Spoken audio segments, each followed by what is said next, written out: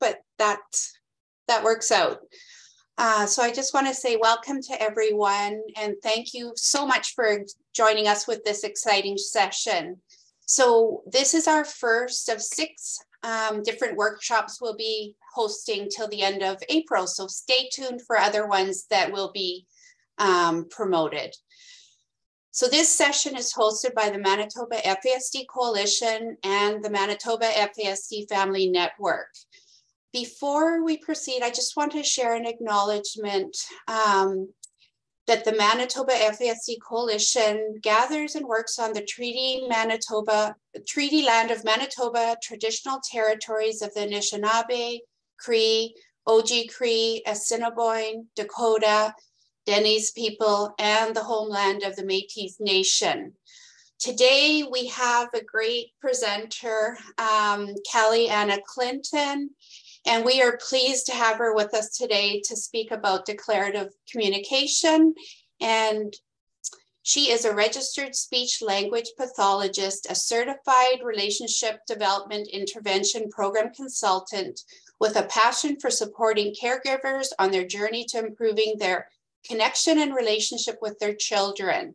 Kally-Anna has completed extensive postgraduate training to provide specialized supports and services that align with developmental, attachment-based, and trauma-informed care in the area of speech-language pathology. She previously worked in rural and urban school divisions in the Winnipeg area and preschool Jordan's principal services in remote First Nations communities. Kally-Anna currently works for the RELATE program and Child Development Clinic Autism Diagnostic Team at the Rehabilitation Center for Children and Manitoba Possible Children's Therapy Initiative Preschool Services. So that's about Kally-Anna. Before we get started, just one more thing. If you have any questions, please post them in the chat and Ken will monitor them and address them at the end of the session. And I should just let you know that this is being recorded and will be available on the Manitoba FASD Coalition website, and slides will also be available to everyone. All right, I'm just going to pass it over. Yeah, well, welcome everyone. Glad to have you all here. If you haven't figured out already, you can scan with your phone camera the QR code, and that'll take you a link to pull up the slides. They're also going to be posting it in the chat for you. Thank you all for joining today. Some of you may have originally seen that this was supposed to be October 28th, but we had to reschedule due to me, so thanks for being here today instead. So today, it's really hard for me to put everything into a 1-hour workshop, but I've tried my best. I think we're going to run over, or we'll just I had to delete a lot, but I want to really talk about not just declarative language, which I'm sure a lot of you have heard about, but the importance of declarative communication and using all of your communication channels, so both verbal and nonverbal, to help social learners with using language flexibly, setting and accessing personal episodic memories, which we'll talk about what that is, and then making decisions in co-regulated relationships. So when they're in sync with you and when they're, connected with you. So this strategy is targeted at helping change how we communicate to influence our child's communication. So whether you're a caregiver, a staff, a family member, a parent, a foster parent, any type of guardian, when you're the guide, I refer to you as. So it's helping you make a thoughtful shift in the way that you communicate to help improve your child's communication.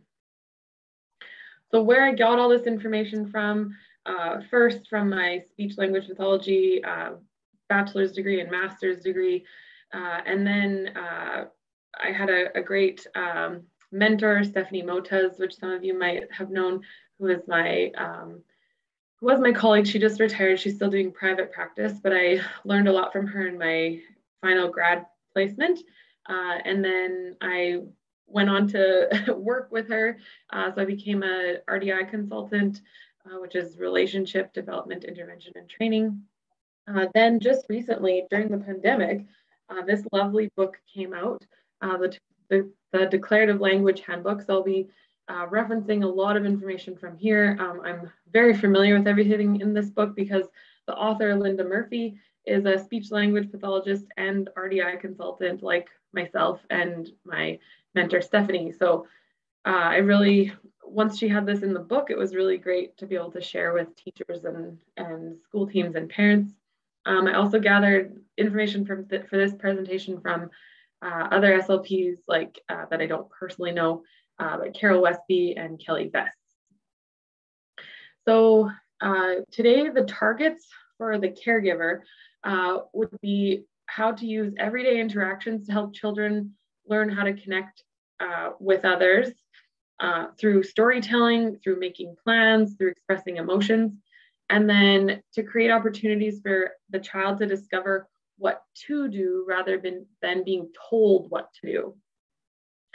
And then these are the million targets that the child could learn from using these strategies. It can target emotional regulation, episodic memory, working memory, impulse control, cognitive flexibility. So if the child you're working with or came here thinking about today, or children have challenges in these areas, the strategies that we'll talk about today will help with things like problem solving, or being able to tell stories, or being able to advocate for themselves. You know, I need help, I don't know, or be able to prioritize information. What should I do first before this? Or I've been just told this, what do I do now?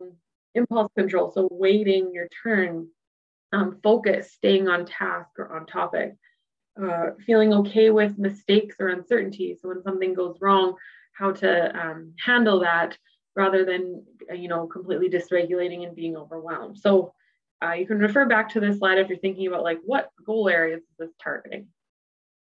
But so first I want us to get in the mindset of thinking about how children cannot learn to think in social isolation. We have to be with them, or they have to be with another to think socially or have the imagined presence of another.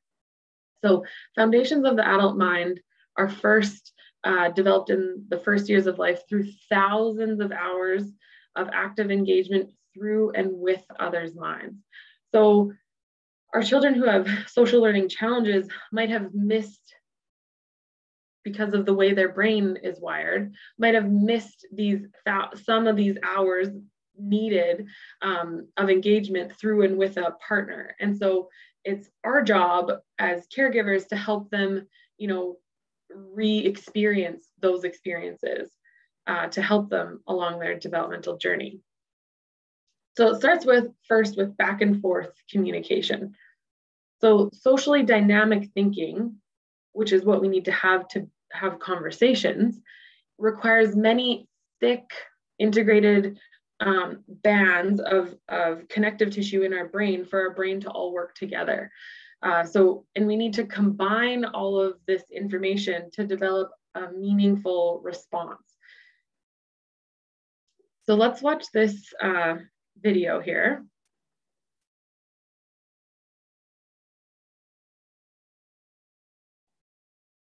I don't think I was sharing my sound. I'll start it again. Did you understand it though? Yeah. Huh? Oh, no, not this one. This is the grand finale of this. Okay, yeah, that's the last one. That's what I was wondering. I don't know what they're gonna do next season because they did some stuff this time. Exactly what I was thinking. Oh yeah. Okay, so was that child communicating? Right? And what are ways, but he wasn't talking, like the child wasn't using words. We didn't know what the child was saying. The adult was using words, but he was still communicating, right? So what are things that kids learn to do before they talk? What are ways children communicate without talking? Can someone either unmute themselves or type in the chat? What are ways that kids communicate without talking? Babbling. Visual cues. Facial, yeah. So like visual, expression. Like he kept looking at his dad. Oh yeah, shifting his attention, absolutely. Crying, eyes, back and forth exchange. Yeah, even non-verbally, right? Just that giggling back and forth, crying. Yeah, exactly. So all the things you were describing were these non-verbal elements of communication that are very critical for communication development. So there's many different communication channels that we can put in a bundle that we send to our communication partner. So as speech pathologists, we understand this quite well. But one communication bundle that we send to our partner is made up of a bunch of different channels. It could be nonverbal channels like our actions, our gestures, our facial expressions, manual signs, picture symbols, using our speech generating device, which would be kind of more verbal in a way. But then we can also give our verbal information. We could either give it declaratively or imperatively, or we maybe are telling stories. And this communication bundle that we send out can either be directed, like I am saying this and I'm saying it to you, you know, or it can be undirected, where in early social thinkers, in early development, kids will send out communication, but it's not directed at a specific person. So if you're so young, right, you might be crying in your crib and you don't know exactly who you're sending that to, right? It's that most attached, you know, mothering, nurturing caregiver that you know is going to help you soothe. Or in kids with social challenges, those kids that use undirected communication. So there's all these different communication channels, and there's all these different options on how we can combine them or use different ones at different times. But in general, the best communication bundle has a variety of verbal and nonverbal, or exclusively nonverbal. So the nonverbal piece is really really important.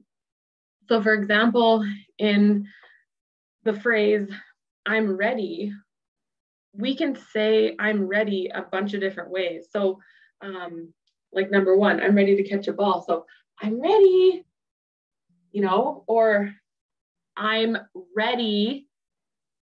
Or number three, like I've been waiting a long time, I'm ready, right? So each of those 3 times I said the phrase, I'm ready, I said the words didn't change, but what changed? Everything but my words, right? So meaning for I'm ready came from everything but the words, right? If you were, even if I had my camera off, it'd be a bit harder, but you could hear the change in my intonation. But with my camera on, it makes it much easier to understand the meaning that I'm trying to convey with those 2 words. So emotional meaning comes from everything but the words. That's really, really critical. But the catch here is that young children, or those with social or pragmatic learning challenges, are slow to shift their attention to be able to integrate all of that information, all of those channels at once, right? Because a lot of them, so like I was just talking about turning my camera on and off, so some are heard through our ears. We could just have audio and you could understand what I meant from my tone of voice, the melody of my voice, or the words, the content of what I was saying. And then we also have to use our memory of like, okay, what did those words mean? What does that mean in this context? And then our anticipation, our expectation of like what, you know, knowing what this context is about, why I'm saying these things. But then tons of meaning comes through our visual channel.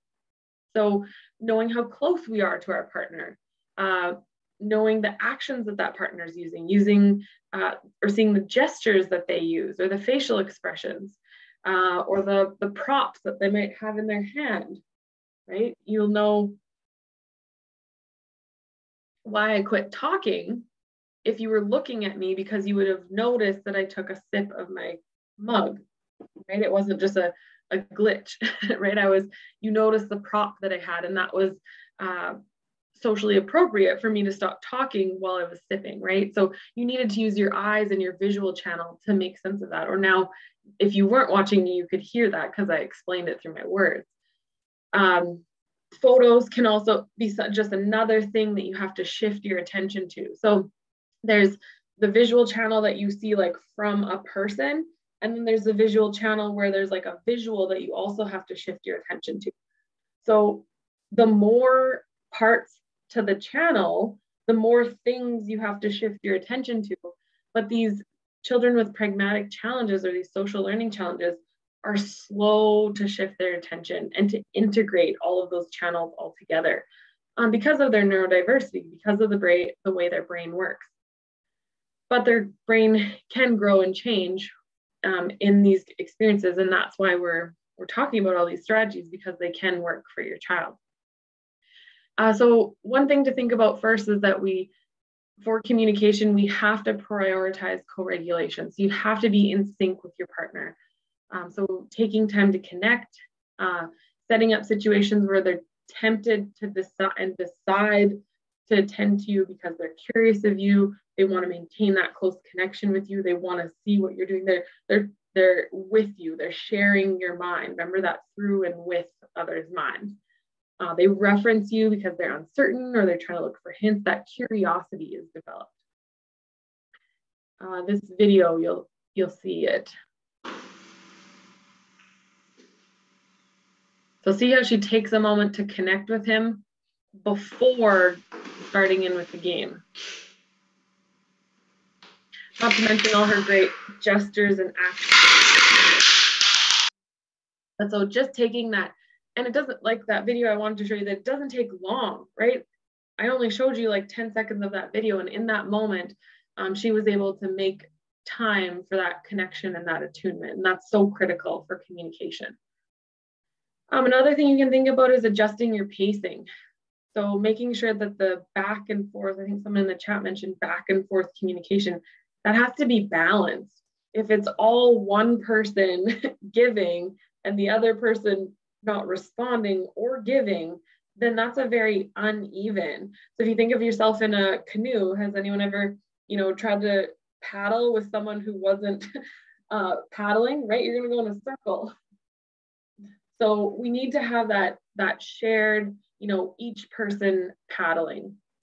So to accommodate for the person in your boat, if you're too fast, you might need to slow down and let them paddle and then you paddle. So it might take longer to get there, but then you will actually get there, versus if you're going in circles, you're not going to get there. So pacing your communication and action gives the child time to shift their attention, right? We talked about how that was so important, and there's so many things to shift your attention to, right? Through their eyes, through their ears, through their memory of integrating what they see and what they hear. So sometimes they need more time to process that information.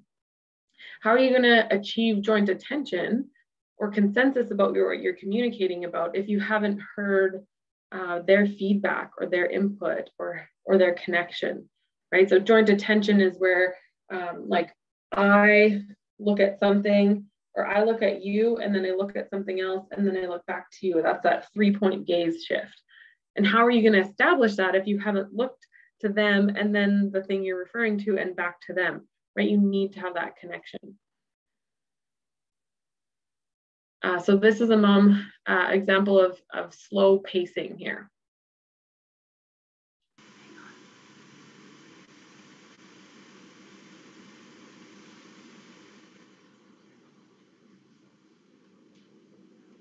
She's trying to teach him how to use the remote to turn the fan on. It's got to be fast.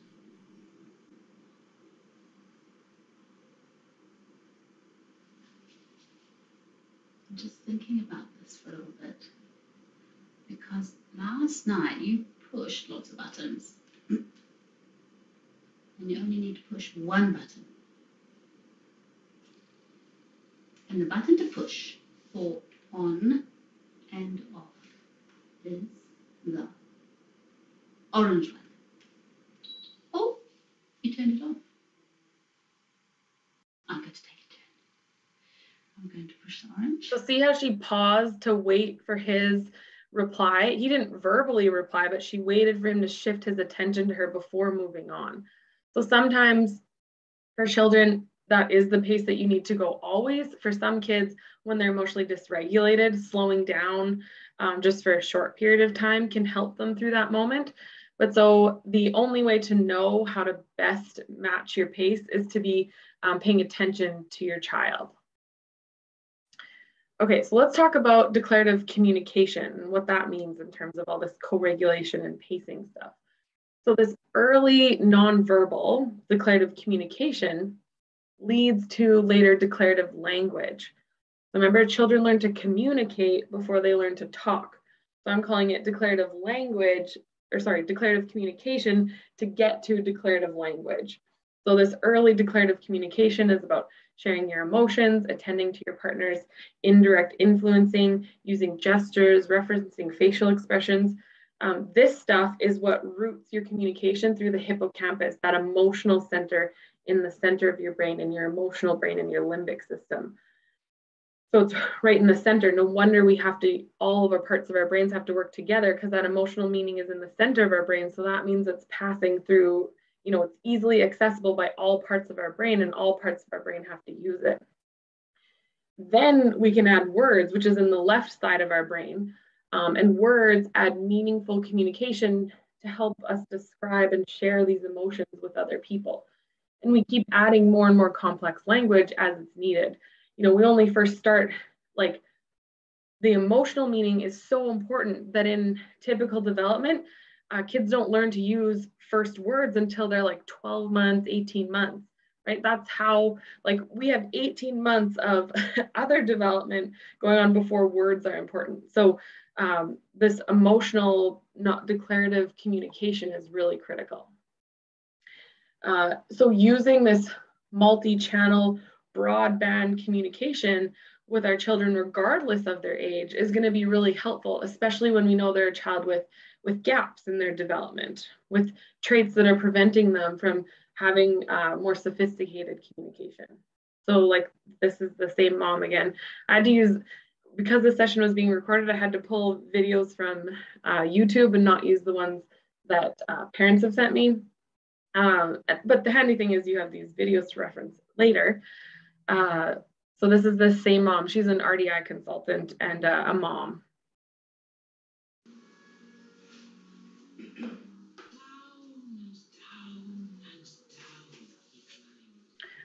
But her gestures are so subtle, right? So I know when I've worked in communities before with other people, they're like, oh, but like, you're an SLP, or you're like loud and vibrant and but no, like this mom's communication is so subtle, right? She's just doing a little mistake. So it doesn't always have to be really overt, expressive, loud nonverbals, right? Your child needs to learn how to use very sophisticated, subtle nonverbals, because that's the reality of our world. Yes, in elementary school, you see like kindergarten teachers and preschool teachers are much more loud and animated than maybe we are at home, because that's what helps draw the attention of all these, busy 5-year-olds. But the reality is our children do need to learn this subtle nonverbal communication too, and learn what's appropriate in your child's culture and your culture, the culture that you're creating in your family. So declarative communication, these nonverbals plus verbals, guides the child's attention to your experience. So you want to be sharing your experience for your child to attend to. So, in playing a game, I got a big ball here, but in playing a game of catch, right? They have the ball and you're nodding that you're ready for them to throw it, right? Or going like, ooh, you're pointing to show that I think that's cool. Or you're going like, right? You're showing them that you're appreciative, that you're thankful for what they just did or gave you. Or if you're going like, ow, oops. You're showing that I didn't mean to hurt myself. I feel hurt, or I feel pain in my finger, and that wasn't intentional. So then that, as kids learn that declarative communication, that leads to this declarative language. So our verbal words are layered on top of that nonverbal communication, and it gets more and more sophisticated as the child goes. And you you match that language complexity to the level that your child is using. So whether they're a little peanut and they're 1, or whether they're 14 and using lots of language, or whether they're 14 and using single words, right? You match that language complexity. So you might say, instead of just going like, ooh, maybe you're going like, oh, I think that's cool, and actually saying that now, rather than just using the action and the sound effect. Or maybe you're doing it to your observations, like, that makes a bubbly sound, huh? Or, you know, you're, oh, I made a mess, I poured too fast. You know, that's showing that I didn't mean to spill that water there. I made a mistake and I poured too fast. Or, you know, say you're watching a video and there's a volcano, you know, or in a show that there's a volcano, and you're like, oh, that looks like that's a volcano. We read that book about volcanoes, and now there's one in this movie. You know, so you're talking about the two memories that you're linking. Another like soapbox that I just want to stand on for a bit to put a plug out there is that, so I'm speaking in English. Unfortunately, that's the only language I am fluent in. In your family, whatever your first language is, I want you speaking that language with your children. If your first language is Tagalog or French, right, whatever your family's first language is, I want you speaking that with your child, because that's the language that you know best. And I want you to pass that on to your child. If we're working and living in Canada, we're obviously going to be learning English in schools, but it's or French, but it's really critical that you continue to pass on that language to your child to help pass that your family culture onto them. And this declarative language, all of these strategies, actually, any strategies that I've learned through RDI, they can all be used regardless of what language you're using with them. Okay, so then now let's talk. I talked a little bit about declarative communication. Now let's talk about this declarative language. Now, when this declarative language handbook came out, and also when I did my RDI training, I heard about it being called declarative language before the book came out. But this is just a synonym for lots of things that SLPs everywhere have been talking about and using it as a strategy before. This book just goes a bit more in depth, and RDI just goes a bit more in depth as to like why and all the benefits of using declarative language, and a bit deeper of like, whoa, that actually helps do a lot of things. But it can also be called modeling your mind, narrating, commenting, objective statements, sharing your thinking out loud, experience sharing communication, or reducing bossy or quizzy commands, or reducing questions. So these are all the synonyms. If you don't want to use the term declarative language, these are what it's also called. And you may also see this in research used as different terms. But here's an example of this mom again using declarative language in action. Can't see the words. I think if we move the book around, then I can see the words over the years. So she said, if we move the book around like this, I can see it better, right? So that's a comment. That's what declarative language is. It's a comment that observes. So it's a comment out loud, sharing what you have observed, what's in your visual channel connected to your memories and ideas. So you're sharing your ideas, your perspectives, your thoughts, your predictions. You're sharing that out loud. So you're giving them all this information rather than trying to get and pry this information out of them. So the goal of declarative language is to share what you know with the child as you engage in an experience with them. So that's why I talked about co-regulation first. You need to be co-regulated. Your emotional brain needs to be soothed, or your thinking brain will, the flip your lid from Dan Siegel. Your emotional brain needs to be soothed, and you need to be co-regulated so that your thinking brain can be online. for this stuff. So caregivers of children with social learning challenges tend to use less declarative language. So that's why I think why it's a common strategy that speech pathologists use and talk about with families is because children who are struggling to communicate, we tend to start, being more bossy and using less declarative language with them.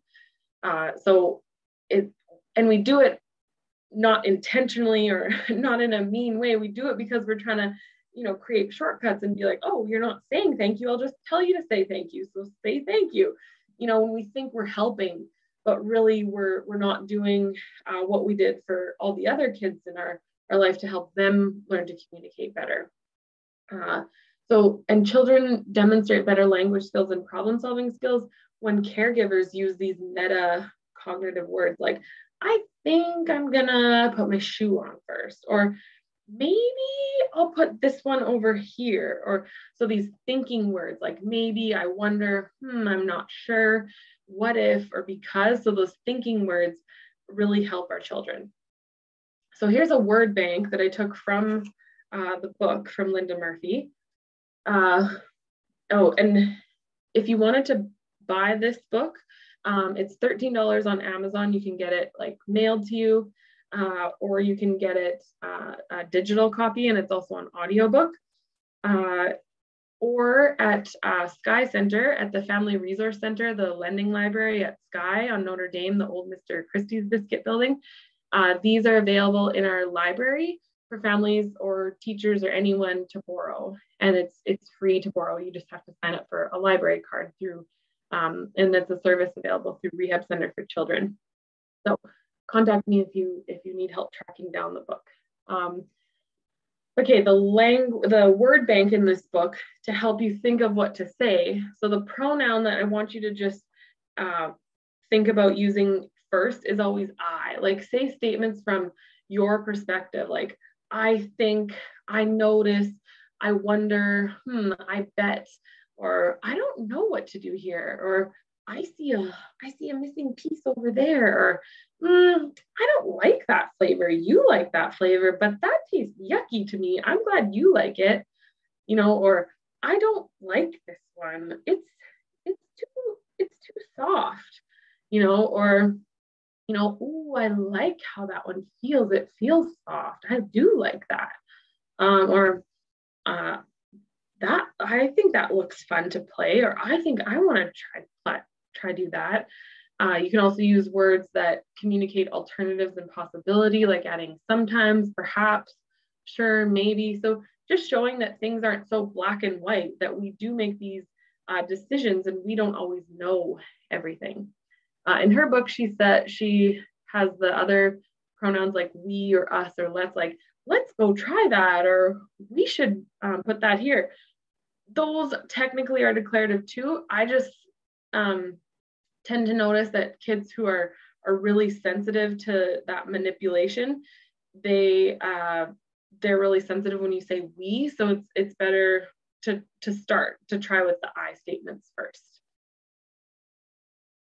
Oops, clicked too fast. So share your thinking out loud. So narrate. Think of yourself as, like, sometimes I would explain it like you're a sportscaster, right? So talk out loud about, right? Like we watch hockey games and we listen to someone explain the game for us as it goes, right? So I want you to do that for your child. So explain what you're seeing, what you're thinking, and what's occurring. So model how you look for hints. Model how you connect to your knowledge and how you remember. Model how you make decisions. All of your actions, what you do are, first happen because of a decision you made. So when I talked about pacing before, sometimes you need to slow down to be able to be in the moment, to think about saying what your decision is. Comment from your own perspective, rich with those nonverbals. Don't forget about that declarative communication to build that declarative language. So there's declaratives and then there's imperatives. So the opposite of declaratives is imperatives, which is imperative communication is a fancy way of saying bossy communication. So imperative communications are questions or commands that require a response. What is this? What color is this? How many do you want? what's your name? Say thank you. So those commands that require a response, you're trying to get information from a child. In typical communication, yes, absolutely, we need to use imperatives, but only 20% of the time. If you'll see on the declarative side, 80% of your communications should be declarative. And so when there's a mismatch there, when your imperatives, you're using them more than your declaratives, that's when you're gonna have a flexible, or sorry, what's the word I'm trying to use? A sensitive, like it's gonna impede co-regulation, or it's gonna cause dysregulation, or it's not gonna be helpful for your relationship if you have too many imperatives and not enough declaratives. And so these imperatives, they're a demand. And when used too much, or even when they are used, they can kind of be a threat, or they can kind of trigger kids to feel inadequate. If you've asked them a question and they don't know what the answer is, then that's going to be a challenge for them. And imperative communication is very authoritative, which has its benefits. We need to be authoritative at times. You know, if a child is about to run out onto the street and a car is coming, using your declarative language would not be good. You know, like, I think there's a car that's about to hit you. That is not the time to use declarative language. We need to be authoritative, you know, stop. So there's a time and a place for imperatives and declaratives, but making sure we get that balance right. So declaratives are a statement or a comment that observes what you're thinking about, what you're noticing. And it encourages that positive flow of information. And it supports co-regulation and increases that warmth and the connection. So imperative communication can also be called bossy or quizzy language if you don't want to be, if you want to use a softer word, quizzy. But it's used to get things, right? It's used to get a direct response from a kid, or a direct answer from a kid. But the thing with a direct response is that it often is just limited information that's given, right? What color is this? You know, what color is this? And they say white, right? Versus like, ooh, this is a snowball. Saying a declarative is going to encourage a child to say more about snow now, right? Now you've opened up the floor for them to share and use the language in the way that they know, and to share information about snow that's their idea, right? You set the topic of like, oh, this is a snowball. It looks like a snowball. Now they can share something about snow that they know, or they can grab the ball and show what they want to do with the ball. Maybe they decide to throw it, right? But this quizzy or demanding information shuts down conversation. And when used more than 20% of the time, when used too much, it can feel manipulative, right? What color is this? Give it to me. Sit down, put on your shoes.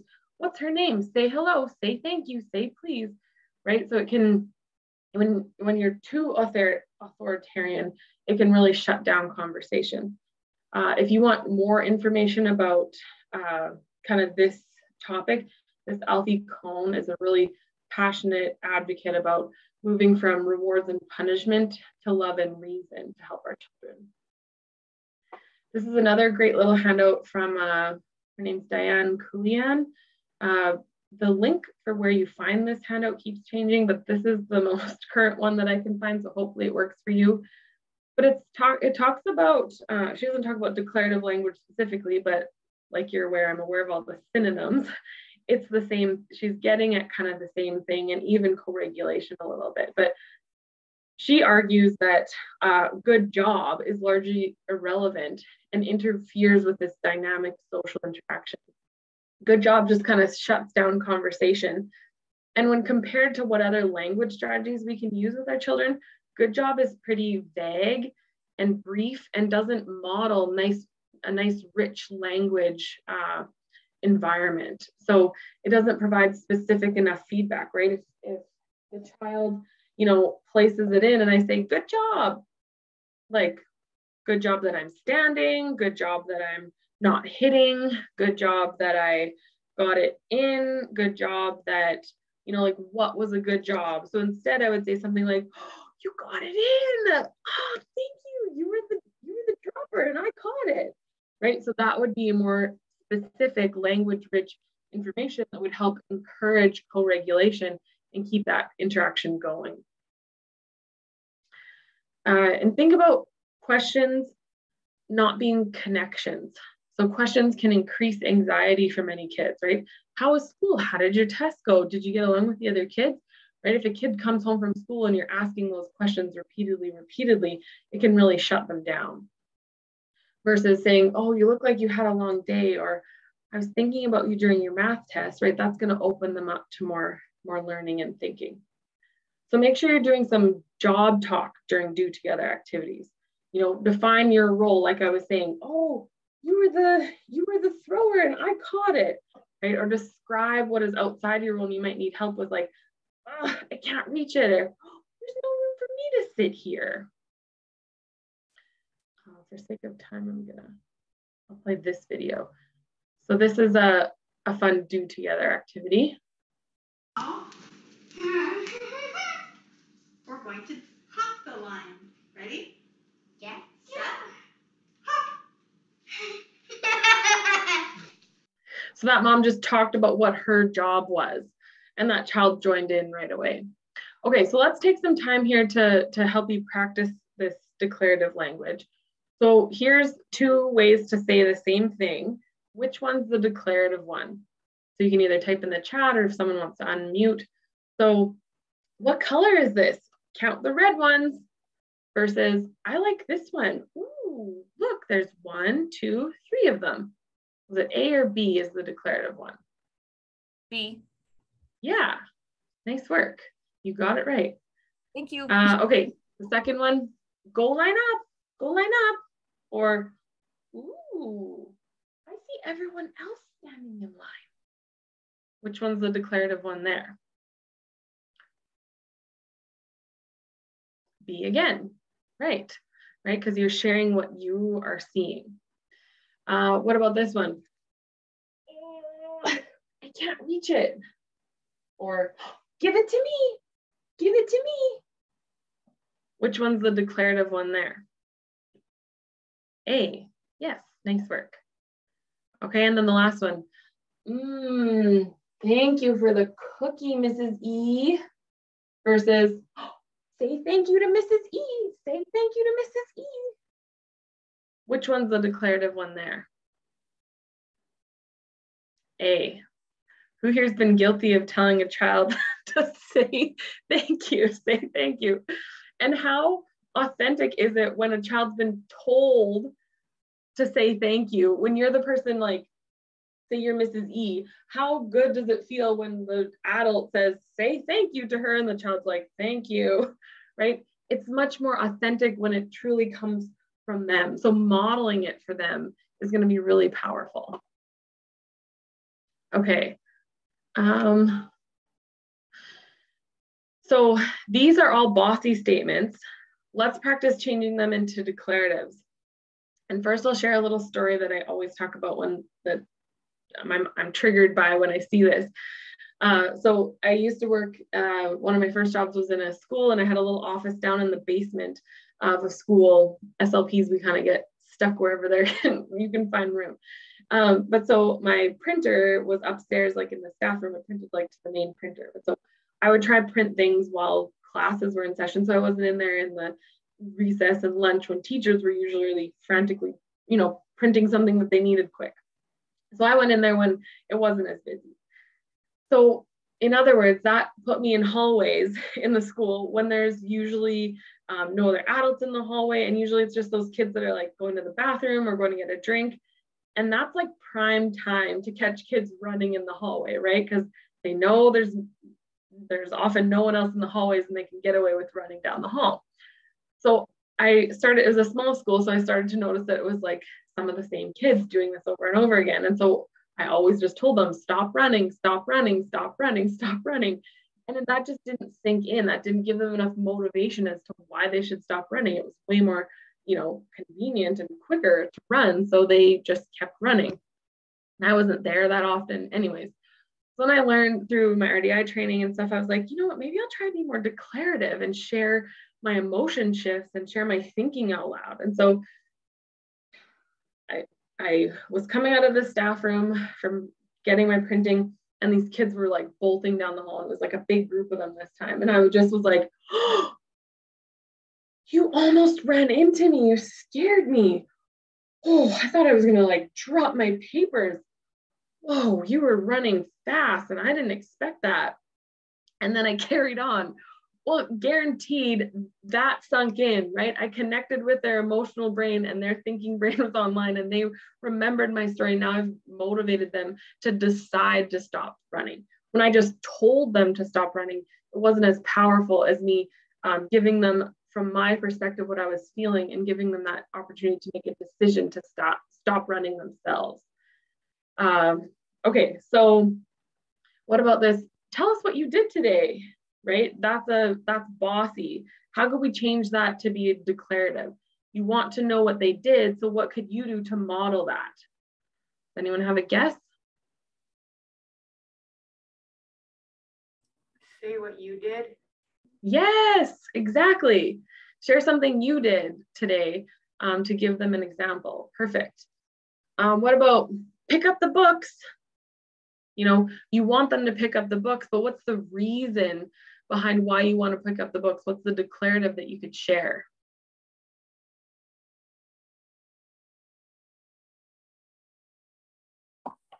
Could you say something about, boy, that floor's sure messy with all these books on the floor? Yes, exactly. Or, oh no, I don't want this book to get wrecked. I'm going to put it on the shelf, you know, and show what you could do instead. Exactly. That was perfect. Okay. For sake of time, I'm going to move on. Save questions for giving choices. And also for sake of time, I'm going to move on too. But so choices are a good option for kids who don't have lots of language to help, you know, make things not as, you know, open-ended, or to help when, you know, there is only, you're trying to help them narrow them in on a choice. But choices are a question, right? So save those authoritarian questions for that choice-making opportunity, because that is still helpful for kids, but just when used too much, it can do the opposite of what you're needing. The other thing with declarative language is talk about your mistakes and demystify mistakes. This can actually help with children's mental health long-term, because we know from outcomes that, you know, children with FASD or autism or language disorders, like mental health issues are really prevalent in these children as adults. Like depression rates are really high, anxiety is really high, highly co-diagnosed. But so demystifying mistakes, and I heard this at a presentation from an autistic adult who shared how critical this was for his mom to do this with him. That he then began even doing it himself and recording him on video, describing his mistakes and how he handled problems. But anyway, so if you don't talk about your mistakes, your child will begin to assume that you never make mistakes. And then when they make mistakes, they'll feel like they're a big failure. So instead, think about demystifying mistakes and not punishing mistakes, and just showing how mistakes can be a learning opportunity. Because communication is just a whole bunch of repairing our communication back and forth. But so don't overreact or punish mistakes, and be open about the way that you handle them, and show how you make mistakes. Be vulnerable too. And play games where mistakes are supposed to occur so that they become comfortable with it. And I have some game ideas here. Now, please, if these don't align with things you like to do, don't do them. Come up with your own for sure. But for some of you who are stuck thinking of some ideas, lots of games where you're like comparing, you know, which one went the farthest, or making guesses about, you know, if this is going to float or sink, or guesses how far this one's going to go, or exploring different scents or tastes or textures. That's really fun to see different opinions, or seeing how you make mistakes. Those are great ones, and great opportunities for declarative language, because you need to be doing this together to work on it. It can't be something they're doing in isolation. So these are all things where you might create a new game, but you can also use declarative language during everyday interactions like bath time, getting dressed, meal time, driving in the car, doing dishes, doing laundry, cleaning, wrapping presents, putting up decorations, like this can all be done during things you're already doing. Okay, and just quickly, how does this link to episodic memory? So we can model how we form and access these personal episodic memories using our nonverbal communication and our declarative language. It's all in that hippocampus in the center of the brain, like I was talking about.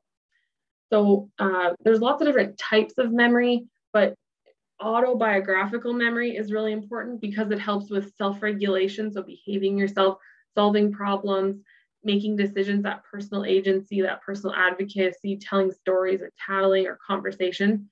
I'll just back up. This autobiographical memory is really important, and it's made up of semantic memory and episodic memory.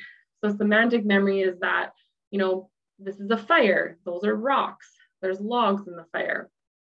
But the episodic memory is, this is my fire pit at my mom's cottage, and it's made from rocks that my baba actually pulled from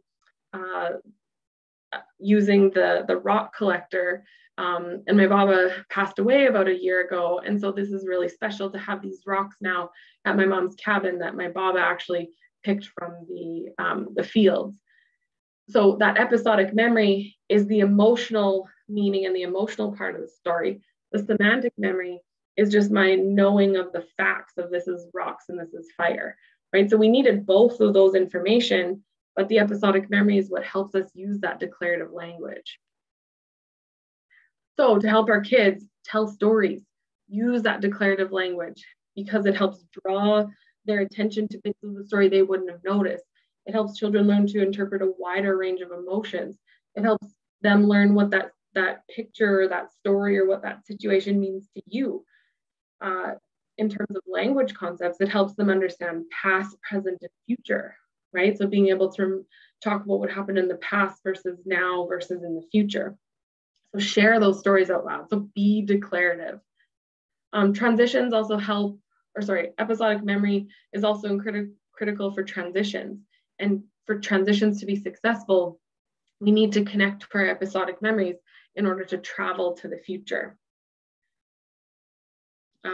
I might have to skip talking about the transition strategy just for sake of time if I wanted to get to any questions in the chat. Kevin, was there some that we needed to address before our time is up?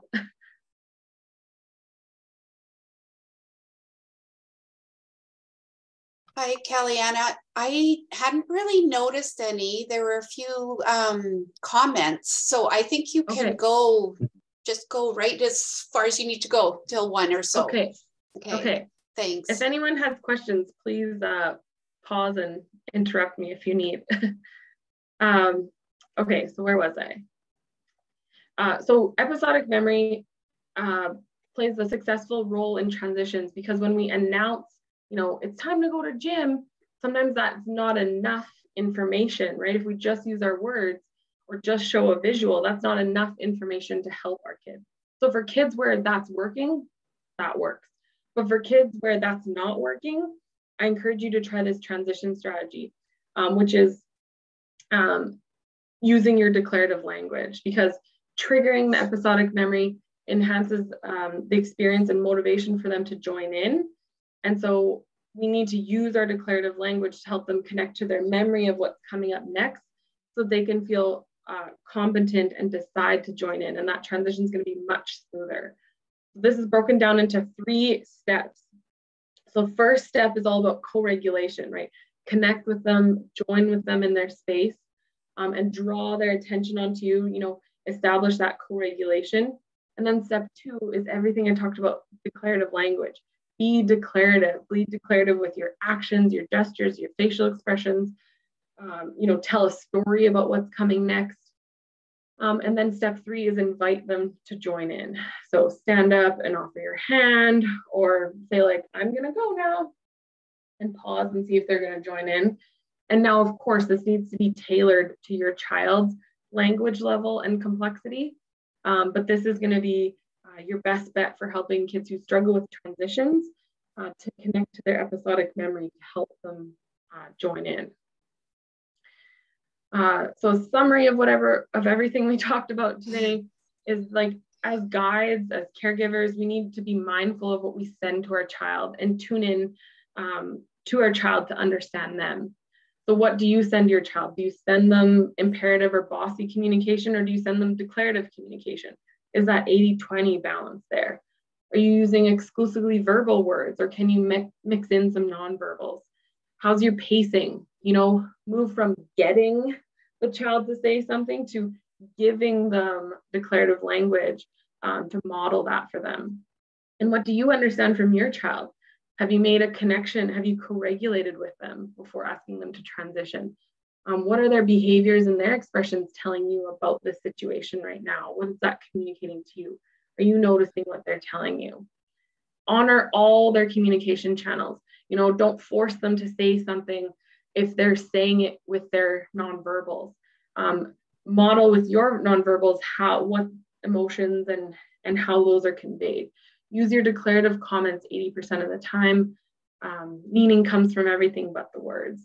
And connect and demonstrate before you direct. So yeah, be declarative and comment. In early language users, try being more gestural and use more actions and more facial expressions to teach them the meaning of those words. And then if your child is using and understanding phrases, then you can use even more complex language. And you can use more complex language than they are using, you know, to presume that they're understanding that. So there's a feedback survey here for this workshop. The information that I've shared here is just a little snippet of everything that I teach in a much larger workshop. I run these one-day workshops through the Relate program all throughout the year. So if you would like to sign up for those, I actually have one. My next one is next Friday, and then I'll be doing some in the new year as well. But you can contact me to get on the mailing list, or if you would just like to register for that one-day workshop, you can contact my admin here to get the contact information. But yeah, does anyone have questions or feedback? That was awesome, Kally-Anna. That was packed full of great information. Thank you so much for this great presentation. You know, it just seems like it would help with so many areas, problem solving, reflection, like we could just go on. So I see us all using it, you know, in our lives more and more often. So thank you. Just want to remind everyone that there will be a survey, an evaluation survey probably sent out on Monday. If you could all fill that out, that would be great. Just gives us some feedback and where to go for future sessions. Also, if you're not a member of the coalition, feel free to become a member so that you get all of the events and updates quickly. And it's coordinator at fasdcoalition.ca. Also hope to see you all back December 2nd for Embracing Neurodiversity, supporting students in the classroom setting. Thank you so much, everyone, and have a great weekend. Thank you, Kally-Anna. You're welcome. See you if anyone guys. needs to connect with me directly, you can email me if you have further questions. I can put my email in the chat. It's just kclinton@rccinc.ca. And with the evaluation, we'll also send out the handouts that Kally-Anna had provided us. And so you'll have that in an email on Monday. Take care.